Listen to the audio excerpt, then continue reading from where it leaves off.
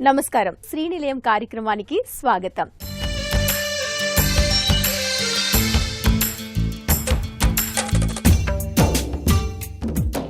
అగ్ని ప్రమాదాల నివారణలో అప్రమత్తతే కీలకం.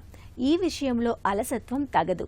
మంటలు అంటుకుంటున్నప్పుడు వాటిని ఏ విధంగా అదుపు చేయాలో అవగాహన పెంచుకోవాలి. అగ్ని ప్రమాదం సంభవిస్తే లిఫ్ట్లు వినియోగించవద్దు. ఫైర్ అలారం, ఫైర్ స్మోక్ డిటెక్టర్లు అమర్చాలి. ఆర్సీసీ లేదా కాంక్రీట్ స్లాబులుండాలి. సెల్లార్లో ఆటోమేటిక్ స్ప్రింక్లర్లు ఉపయోగించండి. మెట్ల వద్ద ఆటంకాలు లేకుండా చూసుకోవాలి. అయితే ముఖ్యంగా వేసవి కాలంలో అగ్ని ప్రమాదాలు ఎక్కువగా జరిగే అవకాశం ఉన్న సమయం కాబట్టి అగ్ని నిరోధక వ్యవస్థను అపార్ట్మెంట్, స్వతంత్ర గృహాల్లో ఇలా ప్రతి చోట ఏర్పాటు చేసుకోవాల్సిన అవసరం ఏర్పడింది.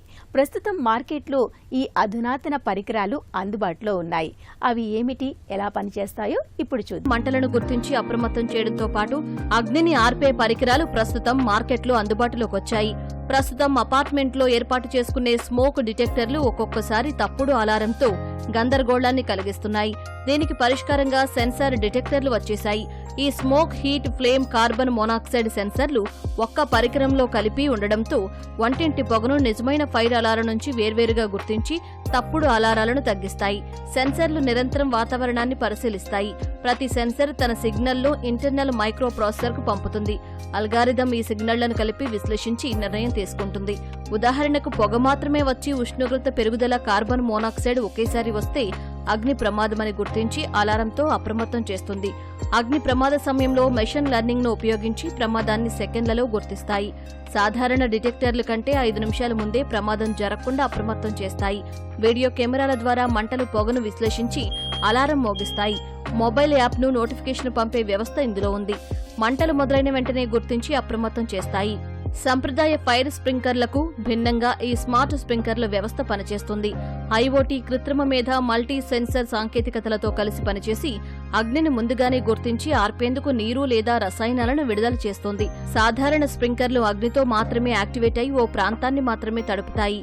ఎక్కువ నీరు వృధా అవుతుంది, కానీ స్మార్ట్ వ్యవస్థ దీనిని తగ్గిస్తుంది. సెంట్రల్ కంట్రోల్ ప్యానెల్ డేటాను విశ్లేషించి అగ్ని ఉన్న ప్రాంతాన్ని గుర్తించి చుట్టూ ఉన్న స్ప్రింక్లర్లను మాత్రమే పనిచేసేలా ఈ స్మార్ట్ స్ప్రింక్లర్లు యాక్టివేట్ చేస్తాయి. ఇళ్లు, అపార్ట్మెంట్లలో ఇది ప్రమాదాలు జరగకుండా ఉపయోగపడుతుంది. ప్రతి 6 నెలలకోసారి వీటి నిర్వహణ అవసరం ఉంటుంది. ఐఓటీ ఎనేబుల్డ్ డిటెక్టర్లు ఇవి వీడియో ఆధారిత ఫైర్ స్మోక్ డిటెక్షన్ కెమెరాలు. ఇవి సాధారణ సెన్సర్ డిటెక్టర్ల కంటే చాలా అధునాతనమైనవి. ఏఐ, డీప్ లెర్నింగ్ టెక్నాలజీతో ఇవి పనిచేస్తాయి. ఎక్కడ ప్రమాదానికి అవకాశం ఉందో సెకండ్లలో ఇవి గుర్తిస్తాయి. కెమెరా నిరంతరం లైవ్ వీడియోను రికార్డ్ చేస్తుంది. ఇందులో ఇన్ఫ్రారెడ్ ఇల్యూమినేటర్ ఉండటం వల్ల చీకటి తక్కువ కాంతిలో కూడా స్పష్టంగా ఏఐ అల్గారిథం ప్రతి ఫ్రేమ్ను వేగంగా విశ్లేషిస్తుంది. మంట, రంగు, కదలికలను గుర్తిస్తుంది. పొగ సాంద్రత, కదలిక, దిశ, ఆకారాన్ని విశ్లేషించి అప్రమత్తం చేస్తుంది. పెద్ద ఇళ్లు, పార్కింగ్, సెల్లార్లు, అవుట్డోర్ స్టోరేజ్లలో ఇవి బాగా పనిచేస్తాయి. స్టవ్ గార్డ్స్ లేదా స్మార్ట్ స్టవ్ టాప్స్ వంటింటి అగ్ని ప్రమాదాలను నివారించేందుకు ఇది ఉపయోగపడుతుంది. వీటికి ఉన్న మోషన్ సెన్సర్, టైమర్ లేదా ఏఐ సాయంతో వంటింట్లో మంట దానంతట అదే ఆగిపోయేలా చేస్తాయి. స్టవ్ పక్కన ఉంచిన సెన్సర్ వంటింట్లో మనిషి కదలికలను నిరంతరం పరిశీలిస్తుంది. ఆ వ్యక్తి వంటింటి నుంచి బయటకు వెళ్లిన 5 నుంచి 15 నిమిషాల తర్వాత అక్కడ ఎవరూ కనిపించకపోతే వెంటనే స్టవ్ను ఆపేస్తుంది. ఇక హీట్ డిటెక్టర్లతో ఉష్ణోగ్రతలు ఆకస్మికంగా పెరిగితే అలారం ఇస్తాయి. ఇవి వంటగది, సెల్లార్లతో బాగా ఉపయోగపడుతుంది. అలాగే క్లౌడ్ మానిటరింగ్ తో ఇంటి అగ్నిమాపక వ్యవస్థను ఎక్కడి నుంచైనా పర్యవేక్షించుకునే అవకాశం ఉంది. ఎండలు మండిపోతుండటంతో నగరంలోని పలు ప్రాంతాల్లో భూగర్భ జలాలు అడుగంటిపోతున్నాయి. హైదరాబాద్ నగరంలో వేసవి ప్రారంభానికి ముందే నీటి కోసం కటకటలాడే ప్రాంతాల్లో అదొకటి. అక్కడ కాలనీల్లో చాలా మంది జనం నీళ్ల కోసం కష్టాలు పడిన రోజంటే ఉండదు. వాటర్ ట్యాంకర్లు తెప్పించుకోవడంతో సమస్య ఆ రోజుతో తీరేది. కానీ మరుసటి రోజు మరో ట్యాంకర్ రావాల్సిందే. ఇలా ఎన్నాళ్ళు ట్యాంకర్ల బాధ అనుభవిస్తామని ఆలోచించిన ఓ కాలనీ వాసులంతా ఏకమయ్యారు. నీటి కష్టాలు దూరం కావాలంటే ఇంకుడు గుంతలు తీయడమే మార్గంగా భావించారు.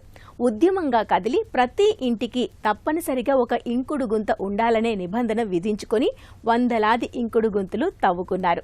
మరో అడుగు ముందుకేసి రూట్ టాప్ ప్రాజెక్ట్ 10ల సంఖ్యలో ఇంజెక్షన్ బోర్వెల్స్ తవ్వించారు.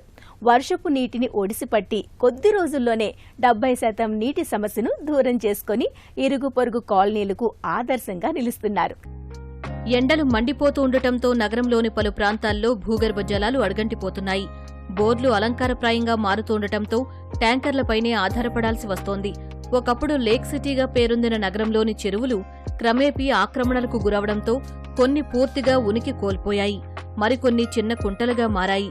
ఈ నేపథ్యంలో రానున్న వర్షాకాలంలోనైనా వరదను వృధాగా పోనీయకుండా భూగర్భంలోకి మళ్లించాలని నిపుణులు సూచిస్తున్నారు. నేలను తాకే ప్రతి చినుకు ఇంకితే భూగర్భ జలం పెరుగుతుంది. కరువు కాలం వచ్చినా నీటి కష్టం తెలియనివ్వదు.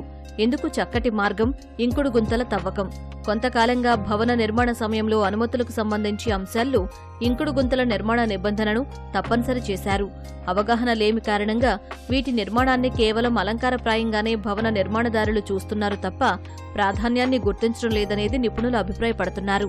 నీటిని పొదుపు చేసుకునే సమయం వచ్చింది. ఈ వర్షాకాలంలోనైనా నీటిని ఒడిసిపట్టి భూగర్భ జలాలు పెంచుకోవాలని పర్యావరణవేత్తలు పలు సూచనలు చేస్తున్నారు.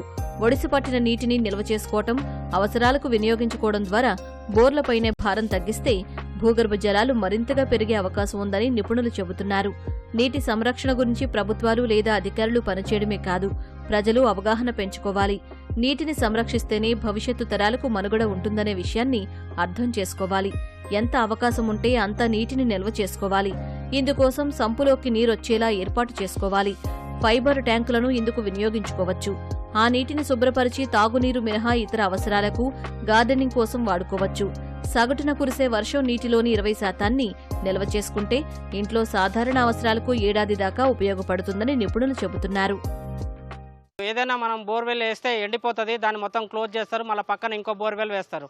అట్లా కాకుండా ఎండిపోయిన బోర్వెల్ని కనుక మనం ట్రీట్మెంట్లోకి మార్చుకున్నట్టయితే దాని చుట్టూ కూడా ఇంకుడు గుంతను తీసి ఆ కేసింగ్ పైప్కి హోల్స్ కొట్టి మనం స్టెయిన్లెస్ స్టీల్ని ద్వారా దాన్ని ఫుల్ చేసుకొని వర్షపు నీటిని ఎండిన బోర్వెల్ దగ్గరికి కనుక వచ్చేటట్టు మనం మలుచుకున్నట్టయితే తొందరలోనే మనకు భూగర్భ జలాలు పెరిగే అవకాశాలు ఎక్కువ ఉంటాయి అన్నమాట.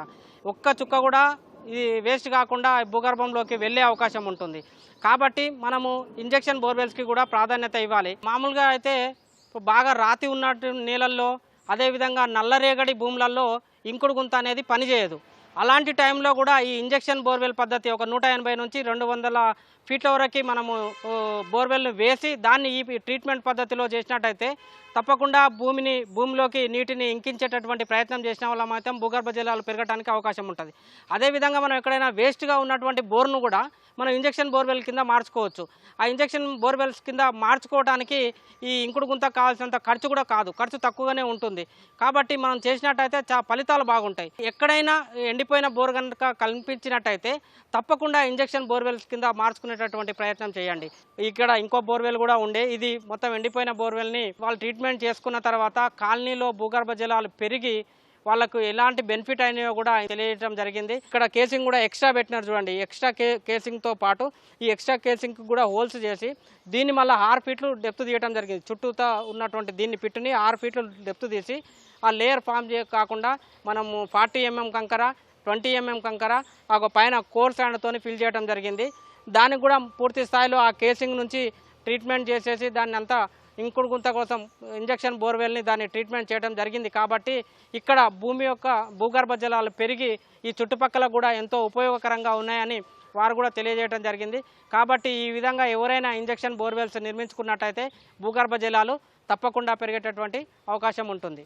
ఈ కాలనీలో మాకు కమిటీ హాల్ ఏర్పడిన తర్వాత ఇంకుడు గుంత ఏర్పాటు చేసుకున్నాము.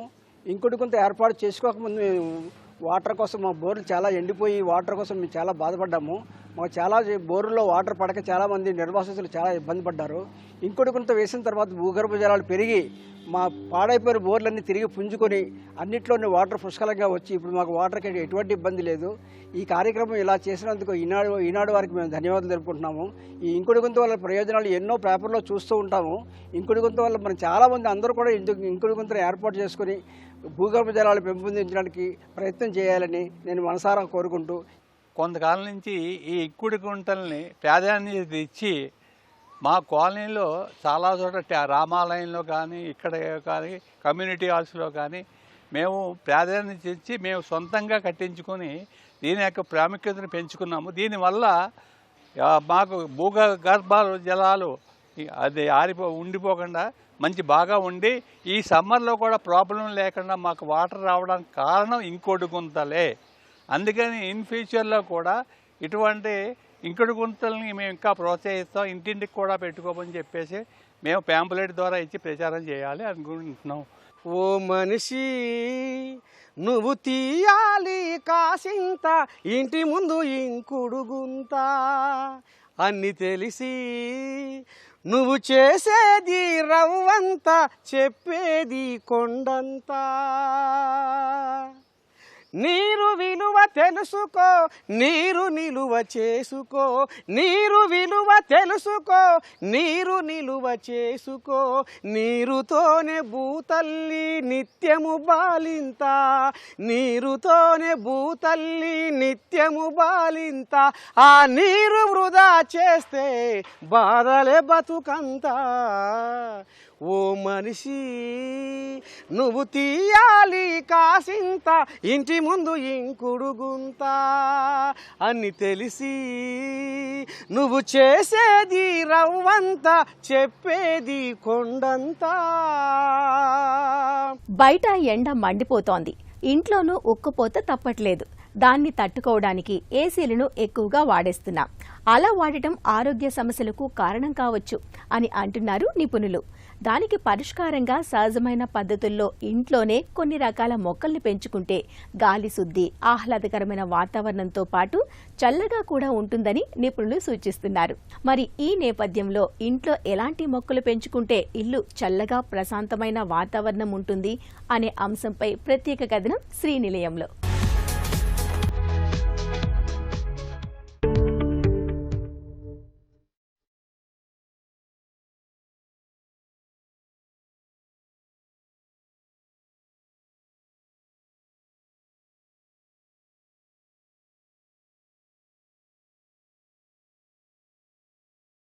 బయట ఎండలు మండిపోతున్నాయి, ఇంట్లోనూ ఉక్కపోత తప్పట్లేదు. ఇంట్లోని వేడిని తట్టుకోవడానికి చాలా మంది ఏసీలను, కూలర్లను వాడుతూ ఉంటారు. ఏసీలు ఎక్కువగా వాడడం వల్ల కొన్ని ఆరోగ్య సమస్యలకు కారణం కావచ్చు అంటున్నారు నిపుణులు. దానికి పరిష్కారంగా సహజంగా ఇంట్లోనే కొన్ని రకాల మొక్కల్ని పెంచుకుంటే గాలి శుద్ధితో పాటు ఇంట్లో ఆహ్లాదకర వాతావరణంతో పాటు ఇల్లు చల్లగా కూడా ఉంటుందని నిపుణులు చెబుతున్నారు. వేసవి కాలంలో ఇంట్లో కలబంద మొక్కల పెంపకం ప్రయోజనకరంగా ఉంటుంది. కలబంద గది ఉష్ణోగ్రతలను క్రమబద్ధీకరించడంలోనూ ఉపయోగపడుతుంది. అలాగే వెదురు పామ్, ఈ మొక్కలు కాంతి తక్కువ ఉన్న పరిస్థితుల్లోనూ పెరుగుతాయి. కాలుష్యాన్ని తొలగించి ఇంట్లో ప్రవేశించే గాలిని తాజాగా చల్లగా ఉండేలా చేస్తాయి. అలాగే బేబీ రబ్బర్, ఈ మొక్కలు గాలిలో టాక్సిన్లు తొలగించి గాలి నాణ్యతను మెరుగుపరుస్తుంది. ఇంట్లో వాతావరణాన్ని చల్లగా ఉంచుతుంది.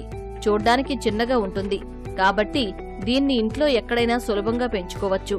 రోజూ నీరు పోయాల్సిన అవసరం లేదు. ఇక బేబీ రబ్బరు మొక్కలు కార్బన్ డయాక్సైడ్ స్థాయిలను తగ్గించడంతో పాటు ఇంట్లో గాలి నాణ్యతను పెంచుతూ గాలి నాణ్యతను మెరుగుపరచడంతో సహాయపడుతుంది. అలాగే లెమన్ గ్రాస్, ఇది మంచి ఆక్సిజన్తో పాటు యాంటీ ఆక్సిడెంట్లకు గొప్పగా పనిచేస్తాయి. ఇవి గాలిని శుద్ధి చేసి చుట్టూ ఉన్న పరిసరాలను తాజాగా ఉండేందుకు తోడ్పడతాయి. అలాగే ఫెర్న్ మొక్క, ఇది వేసవిలో ఇంటిని చల్లగా ఉంచగల మొక్క. ఇది నిండా ఆకులతో కనువిందు చేసే ఫెర్న్ గాలిలో తేమను నిలిపే గుణం కలిగి ఉంటుంది. గాలిలోని కార్బన్ డయాక్సైడ్ ను గ్రహించి ఆక్సిజన్ ను విడుదల చేస్తుంది. ఇంట్లో గాలి నాణ్యతను మెరుగుపరచడంలోనూ సహాయపడుతుంది. ఇక స్నేక్ ప్లాంట్, ఇది పార్మాల్డి హెడ్బెజిన్ వంటి టాక్సిన్లను తొలగించడంతో ఇంట్లో గాలి శుభ్రపడుతుంది. ఇది రాత్రి సమయంలో ఆక్సిజన్ ను విడుదల చేస్తుంది. ఇక స్పైడర్ ప్లాంట్, గాలిలో ఉండే కార్బన్ డయాక్సైడ్, పార్మాల్డి హెడ్లను తొలగించడంతో స్పైడర్ ప్లాంట్లు ప్రభావవంతంగా పనిచేస్తాయి. ఇవి గాలిలో తేమను జోడించి ఇల్లంతా చల్లగా ఉండేలా చేస్తాయి. ఇక తులసి ఇంట్లోని carbon dioxide, carbon monoxide, sulphur dioxide వంటి హానికరమైన కాలుష్య కారకాలను గ్రహించి శుద్ధి చేస్తుంది. ఇది రోజులో సుమారు 20 గంటల వరకు ఆక్సిజన్ను విడుదల చేస్తుంది. ఇలాంటి మొక్కలు ఇంట్లో ఉండడం వల్ల ప్రశాంతత కలిగి మనసు ఎంతో ఆహ్లాదంగా ఉంటుందని నిపుణులు చెబుతున్నారు. ఈ మొక్కల్ని వారంలో 4 రోజులు ఇంట్లో పెట్టుకున్నా 2 రోజులు ఆరు బయట పెడితే ఎక్కువ కాలం ఉంటాయి.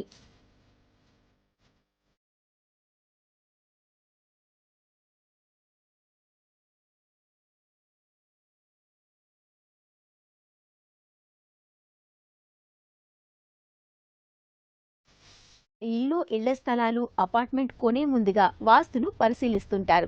ప్రేక్షకులు అడిగిన ప్రశ్నలకు వాస్తు నిపుణుల మాటల్లో సమాధానాలు ఇప్పుడు చూద్దాం.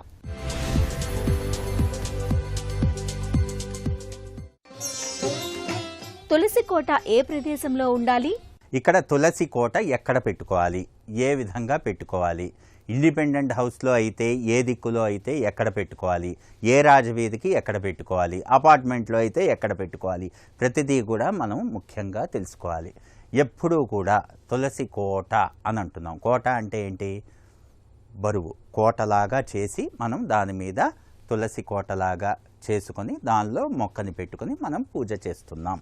అక్కడ దీపారాధన చేస్తున్నాం, చుట్టూ ప్రదక్షిణం చేస్తున్నాం. దాని అర్థం ఏంటి? అది it creates wait.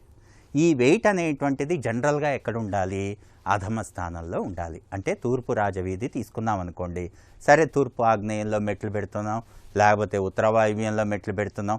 Based on plot dimensions మనం నిర్ణయం చేసేటువంటి ప్లానింగ్ని బట్టి ఆ డిజైన్ చేసుకుని ప్రదక్షిణ వాస్తు తీసుకొని ఒక చోట తులసి స్థానాన్ని, ఆ యొక్క కోటని మనం పెట్టుకుంటున్నాం. లేకపోతే చిన్న కుండీలో కానీ పెట్టుకుంటున్నాం. అది ఎక్కడ ఉండాలి? తూర్పు రాజవీధికి తూర్పు ఆగ్నేయంలో ఉండాలి. అంటే 3 భాగాలు చేసుకొని మొత్తం విడ్త్ వైజు ఆ యొక్క ప్లాట్ని రెండో భాగంలో ఉండాలి. అంటే మొదటిది ఉచ్చ కదా, రెండో భాగంలో ఎడ్జ్లో పెట్టుకోవాలి. అంటే అధమంలో ఉండే విధంగా పెట్టుకోవాలి. అదేంటండి అమ్మవారి తత్వం అధమంలో ఎట్లా ఉంటుంది అంటే ఆగ్నేయ తత్వం కదా. ఇప్పుడు తూర్పు ఆగ్నేయం అనేటువంటిది శక్తి తత్వం, తులసి అమ్మవారు అమ్మవారి తత్వం. కాబట్టి ఎప్పుడు తూర్పు ఆగ్నేయంలో ఒక కోటలాగా నిర్మాణం చేసుకొని పెట్టుకోవాలి, లేకపోతే ఉత్తర వాయువ్యంలో పెట్టుకోవాలి. ఎప్పుడూ కూడా ద్వారబంధాలు తూర్పు ఈశాన్యానికి ఎదురుగా లేకపోతే ఉత్తర ఈశాన్యానికి ఎదురుగా తులసి కోటని పెట్టుకోకూడదు. ఇది చాలా జాగ్రత్తగా ఆలోచన చేయాలి. చాలామంది తెలియక ఏంటంటే ద్వారబంధం ముందే తులసి కోటని పెట్టేస్తున్నారు. పొరపాటున కూడా అలా పెట్టకూడదు. ఎప్పుడూ కూడా ద్వారబంధానికి పక్కగా పెట్టాలి. పూర్వకాలంలో ఏంటంటే ఇళ్ళు అనేటువంటివి చుట్టూ కూడా మనం నిర్ణయం చేసుకుని పిశాచ స్థలము, మనుష్య స్థానము, అదేవిధంగా దైవతా స్థానము, బ్రహ్మస్థానం అన్నీ నిర్మాణం చేసుకుని మధ్యలో ఇల్లు కట్టుకుంటారు. చుట్టూ కూడా మొత్తం లావిష్గా గార్డెనింగ్కి, ల్యాండ్స్కేపింగ్కి వదిలేస్తారు. అలాంటప్పుడు ద్వారబంధానికి ఎదురుగా తులసి కోట 9 అడుగుల దూరంలో కట్టుకోవాలి. 9 అనేటువంటిది కాంపోజిట్ నెంబర్. అంటే ప్రవేశ ద్వారం ఏదైతే రాజవీధికి ఉంటుందో ప్రవేశ ద్వారానికి వెనక వైపు, అంటే దొడ్డి గుమ్మం అంటారుగా, ఆ గుమ్మానికి వెనక వైపు 9 అడుగులు వదిలేసి కోటలాగా మనం ఆ యొక్క తులసి మాతని పెట్టుకొని కొలవవచ్చు అని చెప్పేసి వాస్తుశాస్త్రం చెప్తోంది. అదేవిధంగా దక్షిణ రాజవీధి ఉన్నప్పుడు ఉత్తర వాయువ్యంలో పెట్టుకోవాలి. పశ్చిమ రాజవీధి ఉన్నప్పుడు పశ్చిమ నైరుతిలో పెట్టుకోవాలి. లేకపోతే వెనక వైపు మెట్లు ఉన్నప్పుడు అక్కడ తూర్పు ఆగ్నేయంలో మనకి స్థలం ఉన్నప్పుడు తూర్పు ఆగ్నేయంలో అయినా పెట్టుకోవచ్చు. ఇలా అధమ స్థానాల్లో వెయిట్ అనేటువంటిది ఎక్కడైతే క్రియేట్ అవుతుందో అక్కడ మనం తులసి కోట అనేటువంటిది పెట్టుకుని ప్రదక్షిణ చేసే విధంగా ఉండాలి. ప్రదక్షిణ చేసే విధంగా లేకుండా కొంతమంది తెలియకుండా కాంపౌండ్ వాల్ మీద పెట్టేస్తూ ఉంటారు. కాంపౌండ్ వాల్ మీద ఎప్పుడూ తులసి మొక్కని పెట్టకూడదు, తులసి కోటని పెట్టకూడదు. అదేవిధంగా తూర్పు దిశలో తులసి అనేటువంటిది ఎంత ఎక్కువ పెంచుకుంటే తులసి వనంలాగా పిల్లలు అంతా అభివృద్ధి అవుతారు అంటంలో ఎంత మాత్రం సందేహం లేదు. తులసి అదృష్టాన్ని కలిగిస్తుంది, తులసి ఐశ్వర్యాన్ని ఇస్తుంది, తులసి మాత వంశాభివృద్ధికి దోహదపడుతుంది నిత్యం అమ్మవారిని కొలిస్తే. కాబట్టి తులసి కోట అనేటువంటిది ఒక్కొక్క రాజవీధికి ఒక్కో విధంగా తీసుకుంటాం. అదేవిధంగా అపార్ట్మెంట్లో అనుకోండి, బాల్కనీ ఉంటే ఈశాన్యంలో ఉన్నటువంటి బాల్కనీలో వాయువ్యం మూల, లేకపోతే వాయువ్యం మూల ఉండేటువంటి బాల్కనీలో అదేవిధంగా వాయువ్యం చివర్లో, అంటే వెయిట్ ఎక్కడైతే మనకి అధమంలో పడుతుందో అక్కడ మనం తులసి కోట లేకపోతే కుండీలో తులసి మొక్కని ఉంచి మనం అక్కడ దీపారాధన చేసుకోవచ్చు. చాలామంది తెలియక దక్షిణ ఆగ్నేయంలో యూటిలిటీలో పెట్టేస్తుంటారు. ఇంకా వాళ్ళకి బాల్కనీలు ఎక్కడ ఉండవు. ఓన్లీ కిచెన్లో దక్షిణ ఆగ్నేయంలో అక్కడ యూటిలిటీ అనేటువంటిది ఎక్కడైతే ఉంటుందో అక్కడ చిన్న ప్లాట్ఫామ్ లాగా చేసేసి అక్కడ చిన్న కుండీ పెట్టుకుని కుండీలో తులసి మొక్కను పెట్టి ఆ యొక్క దీపారాధన అనేటువంటిది చేస్తారు. అయితే ఏంటంటే విశేష పండగలప్పుడు ఆ తులసి కుండీని తీసుకొచ్చేసి ఇంటి ముందు పెట్టి దీపారాధన అనేటువంటిది చేస్తూ ఉంటారు. అన్ని యూటిలిటీ ఏరియాలో చేయలేం కదా. సో ఇలా అపార్ట్మెంట్ వాస్తురీత్యా ఆ యొక్క ఇన్ఫ్రాస్ట్రక్చర్ ఎలా ఉందో దానికి తగ్గట్టుగా ఏదైతే అధమం ఉంటుందో, ఎక్కడైతే వెయిట్ వేయచ్చో అక్కడ మనం తులసి కోటని వేసుకోవాలి, అంటే పెట్టుకోవాలి. మిగతా స్థలంలో ద్వారబంధాలకు ఎదురుగా ఉచ్చలో మనం పెట్టకూడదు. అదేవిధంగా ప్రదక్షిణ చేస్తూ ఉండే విధంగా మాత్రమే తులసి కోటని పెట్టుకోవాలి. తులసి కోటలో ఉండేటువంటి మొక్క నిత్యం కూడా పచ్చగా ఉండేటట్లుగా చూసుకోవాలి, పొరపాటున కూడా ఎండిపోకూడదు. ఇవన్నీ కూడా వాస్తు శాస్త్రంలో మనకి, మంత్రశాస్త్రంలో అదేవిధంగా ప్రతి ఒక్క చోట కూడా ఆచారాలు సంప్రదాయాల్లో అన్నీ కూడా మనకి విశేషపూర్వకంగా తెలియచేయబడింది. ఇది నేటి శ్రీనిలయం. మరికొన్ని తాజా అంశాలతో వచ్చే వారం మళ్ళీ కలుద్దాం. అంతవరకు సెలవు, నమస్తే.